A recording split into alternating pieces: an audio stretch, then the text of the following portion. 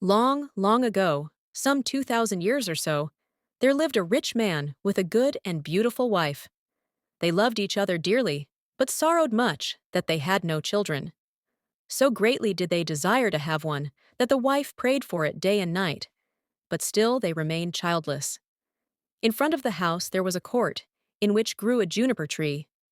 One winter's day, the wife stood under the tree to peel some apples, and as she was peeling them, she cut her finger, and the blood fell on the snow. "Ah!"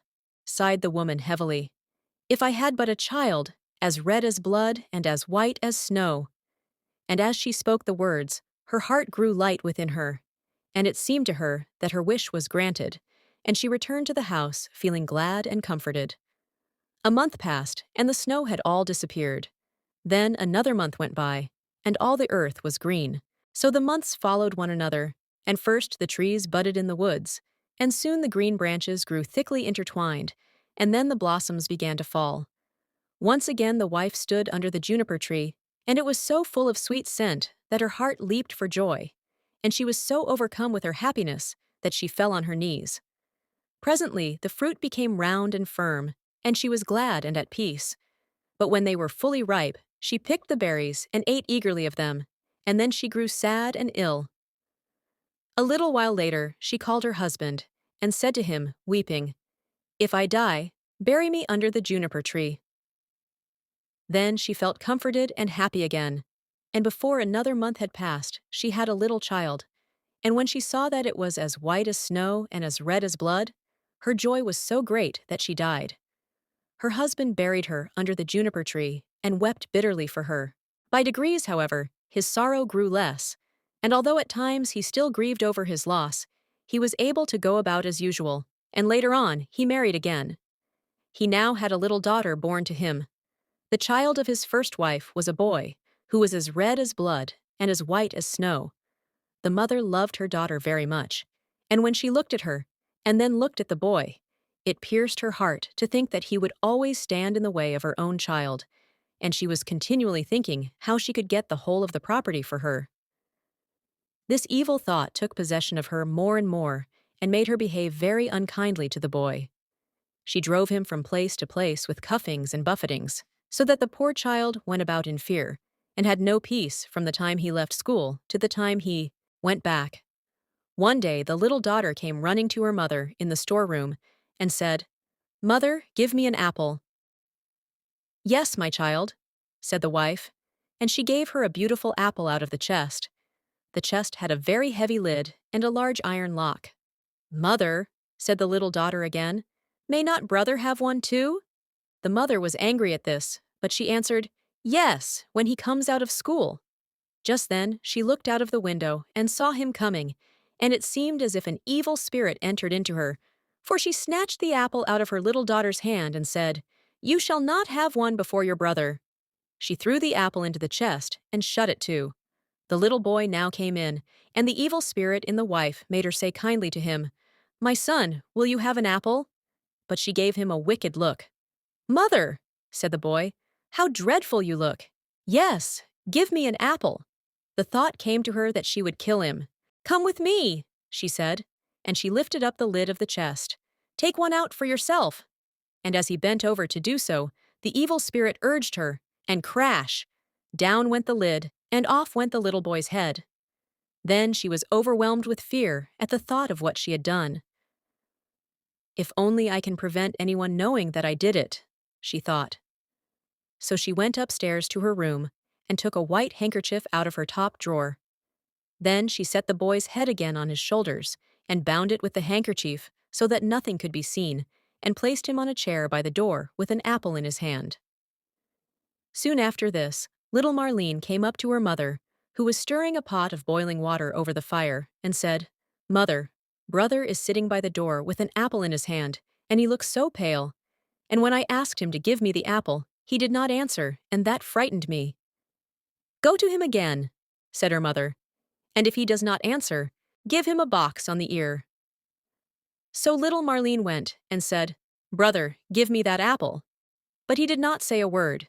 Then she gave him a box on the ear, and his head rolled off. She was so terrified at this that she ran crying and screaming to her mother.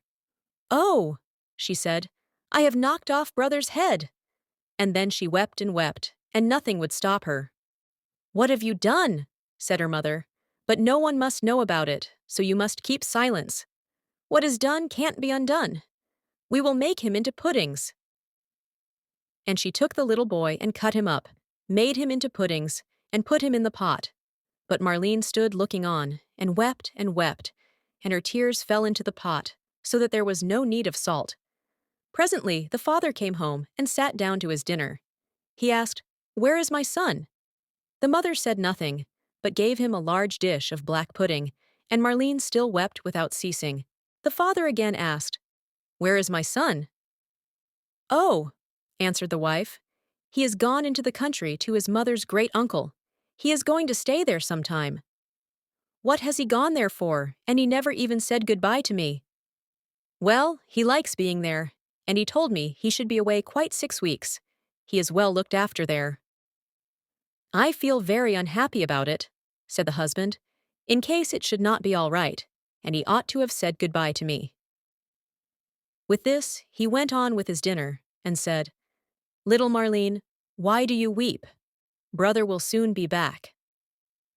Then he asked his wife for more pudding, and as he ate, he threw the bones under the table.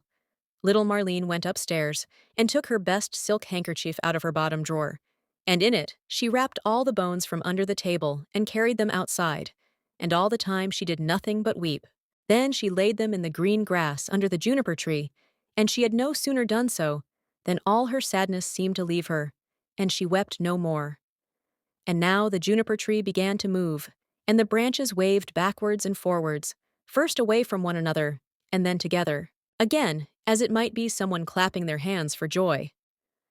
After this, a mist came round the tree, and in the midst of it there was a burning as of fire, and out of the fire there flew a beautiful bird that rose high into the air, singing magnificently, and when it could no more be seen, the juniper tree stood there as before, and the silk handkerchief and the bones were gone. Little Marlene now felt as light-hearted and happy as if her brother were still alive, and she went back to the house and sat down cheerfully to the table and ate. The bird flew away and alighted on the house of a goldsmith and began to sing, "My mother killed her little son. My father grieved when I was gone. My sister loved me best of all. She laid her kerchief over me and took my bones that they might lie underneath the juniper tree. Kiwit, kiwit, what a beautiful bird am I." The goldsmith was in his workshop making a gold chain when he heard the song of the bird on his roof.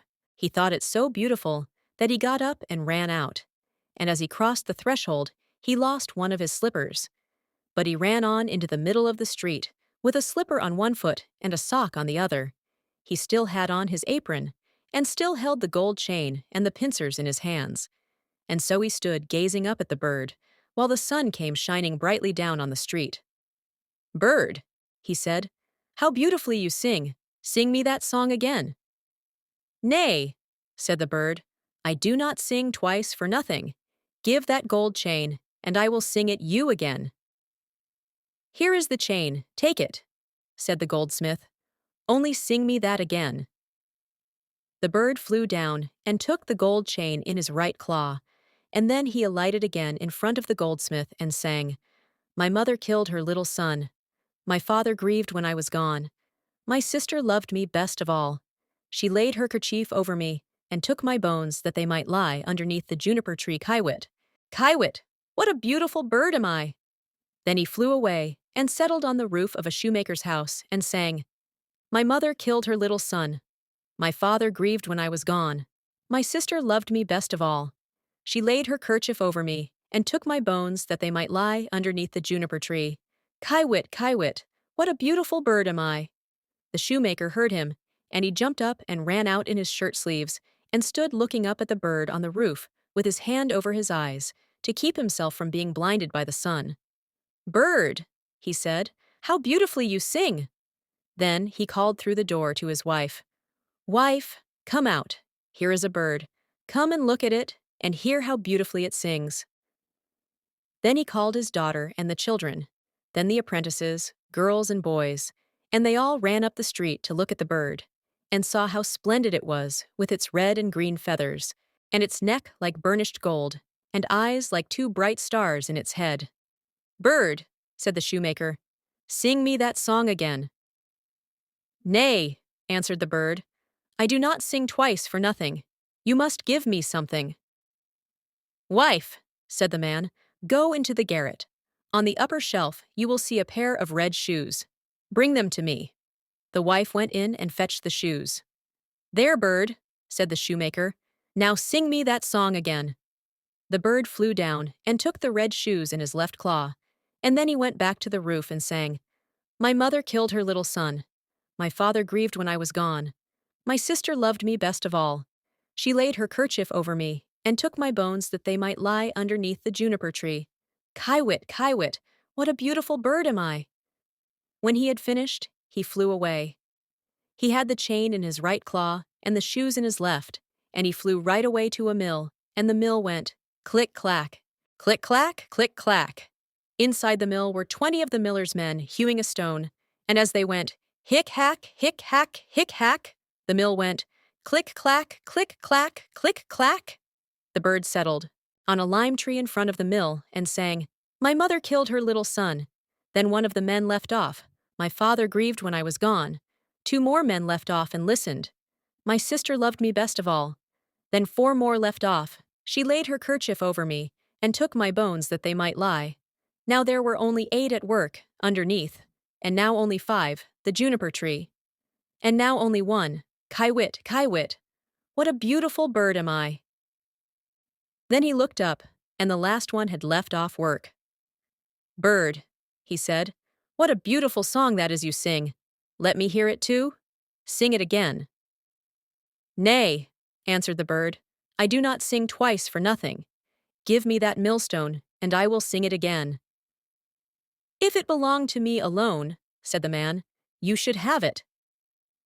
"Yes, yes," said the others. "If he will sing again, he can have it." The bird came down, and all the 20 millers set to and lifted up the stone with a beam. Then the bird put his head through the hole, and took the stone round his neck like a collar, and flew back with it to the tree and sang, "My mother killed her little son. My father grieved when I was gone. My sister loved me best of all. She laid her kerchief over me, and took my bones that they might lie underneath the juniper tree. Kiwit, kiwit, what a beautiful bird am I!"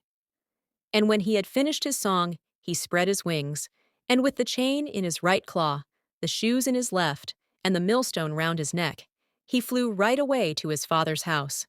The father, the mother, and little Marlene were having their dinner. "How light-hearted I feel," said the father, "so pleased and cheerful." "And I," said the mother, "I feel so uneasy, as if a heavy thunderstorm were coming." But little Marlene sat and wept and wept.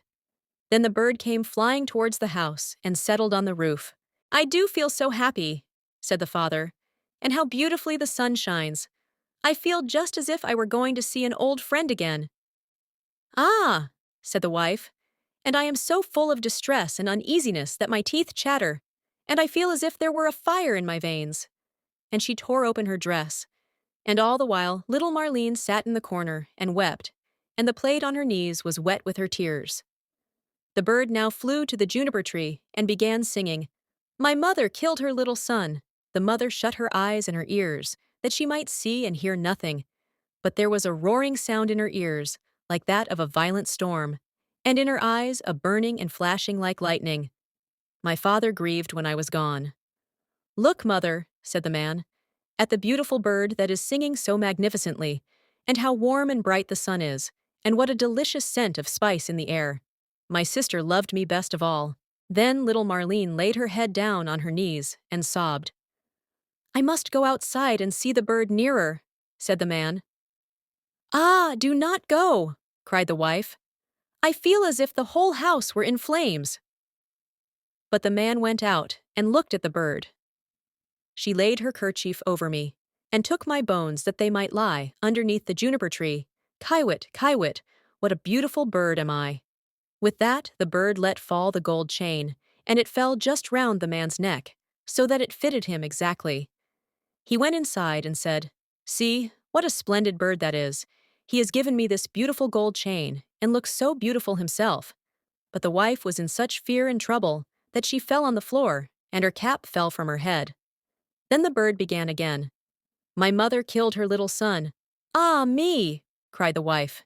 "If I were but 1,000 feet beneath the earth, that I might not hear that song. My father grieved when I was gone." Then the woman fell down again as if dead. My sister loved me best of all. "Well," said little Marlene, "I will go out too and see if the bird will give me anything." So she went out.